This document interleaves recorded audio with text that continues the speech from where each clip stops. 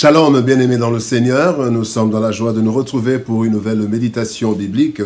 Nous sommes le mardi 12 septembre 2023 et nous vous saluons au nom de notre Seigneur et Sauveur Jésus-Christ. Nous allons lire un texte dans la première lettre de Jean, chapitre 1er, verset 7. 1 Jean 1, 7 nous dit ceci dans la version Louis II.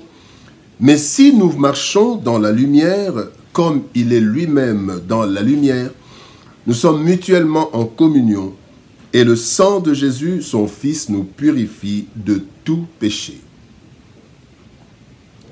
Si nous marchons dans la lumière. Si nous marchons dans la lumière, tel est le thème de notre méditation de ce mardi 12 septembre 2023. Bien-aimés dans le Seigneur, la vie chrétienne n'est pas une vie de duplicité, quand bien même nous avons une double identité comme habitants de la terre et citoyens du ciel.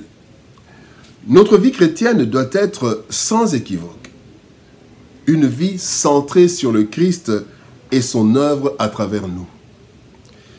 Nous ne pouvons pas prétendre être de Christ et accomplir les œuvres des ténèbres.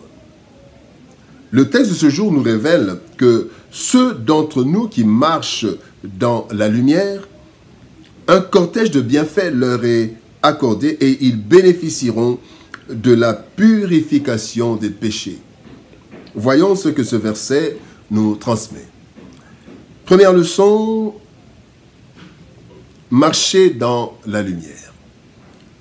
Jean chapitre 8, verset 12 nous dit, « Jésus leur parla de nouveau et dit, « Je suis la lumière du monde. Celui qui me suit ne marchera pas dans les ténèbres, mais il aura la lumière de la vie. » Le chrétien est lumière du monde. Matthieu, chapitre 5, verset 14. Cette lumière ne vient pas de lui-même, mais de Christ, la lumière du monde. Marcher dans la lumière sous-entend vivre selon la parole et la volonté de Dieu. Et pour cela, il nous faut trois choses. D'abord, accepter Christ personnellement dans notre vie, afin de recevoir le Saint-Esprit qui nous régénère. Deuxième chose, pour marcher dans la lumière et vivre selon la parole de Dieu, marcher dans la lumière, il faut apprendre la volonté de Dieu à travers l'écoute, la méditation et l'étude de la parole de Dieu, la Bible. Troisième chose, marcher dans la lumière sous-entend maintenir une vie d'intimité avec le Saint-Esprit qui nous forme et qui nous équipe pour faire face aux pressions contraires et ténébreuses du monde. En fait, marcher dans la lumière, bien-aimé, c'est prendre l'option de refuser le comportement ténébreux du monde et vivre sa vie chrétienne sans se cacher du monde, qui doit voir cette lumière que nous sommes devenus. Deuxième leçon, deuxième point, en communion mutuelle avec Dieu. Le texte du jour nous dit, si nous marchons dans la lumière, comme il est lui-même dans la lumière, nous sommes mutuellement en communion. En communion avec Dieu. 1 Jean chapitre 1er, verset 6 nous dit, si nous disons que nous sommes en communion avec lui et que nous marchions dans les ténèbres, nous mentons et nous ne pratiquons pas la vérité. La communion avec Jésus-Christ nous lie dans tous les domaines de notre vie, bien-aimés. En fait, cela commence par la prise de conscience de cette parole que nous pouvons lire dans Galates chapitre 2, verset 20, où il est dit « Ce n'est plus moi qui vis, c'est Christ qui vit en moi.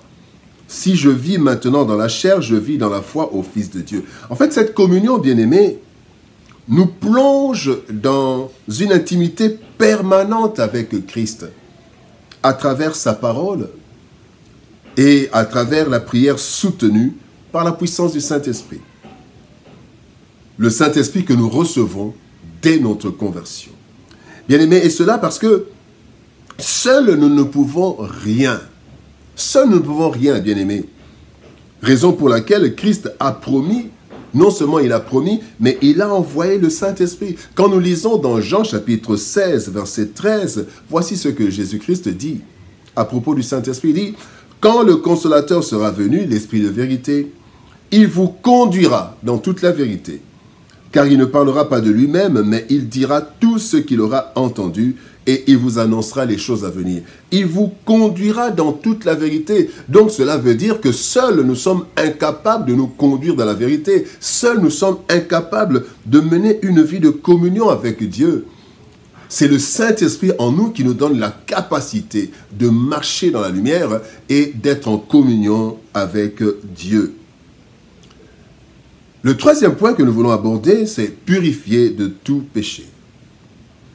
Le texte du jour nous dit, non seulement nous marchons en communion avec le Seigneur, mais il dit, le sang de Jésus, son Fils, nous purifie de tout péché.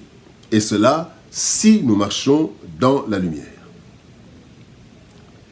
Il y a un texte que nous allons lire dans Hébreux chapitre 9, verset 14 qui dit « Combien plus le sang de Christ qui par un esprit éternel s'est offert lui-même sans tache à Dieu, combien plus le sang de Christ donc purifiera-t-il votre conscience des œuvres mortes afin que vous serviez le Dieu vivant. » Bien-aimés dans le Seigneur, venant d'une ancienne vie de péché, vivant dans un corps qui est attiré vers le mal et qui succombe parfois dans le péché, bien-aimés, en étant en communion avec Christ, nous bénéficions non seulement de la force, mais aussi de la purification de nos péchés, afin de demeurer purs devant le Seigneur.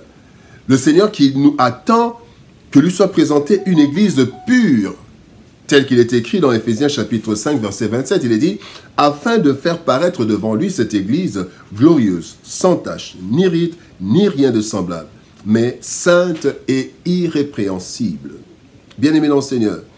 Et pour cela, bien-aimés, c'est un privilège.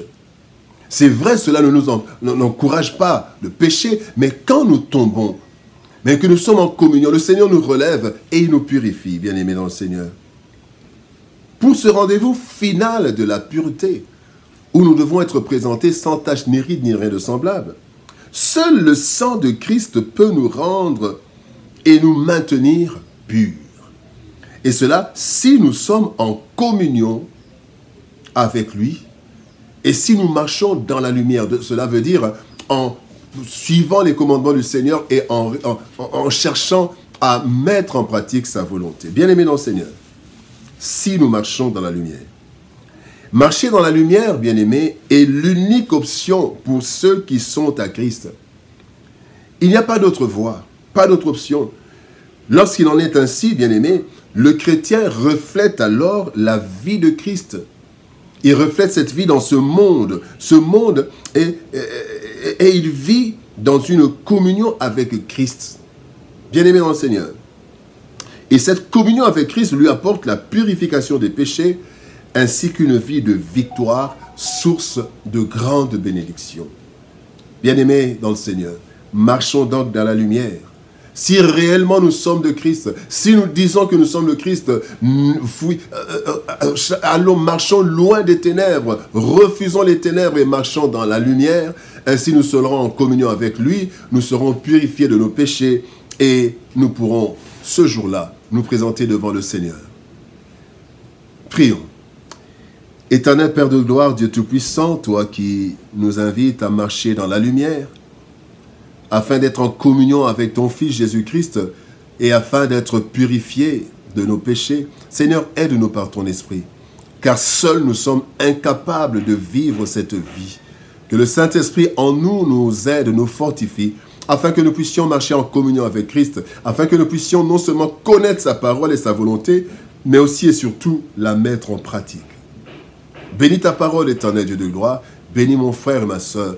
Seigneur, fortifie celui qui chancelle et qui tombe souvent, par le Saint-Esprit qui se relève et qui puisse marcher dans la lumière, parce que nous sommes la lumière, cette lumière que tu as installée dans le monde.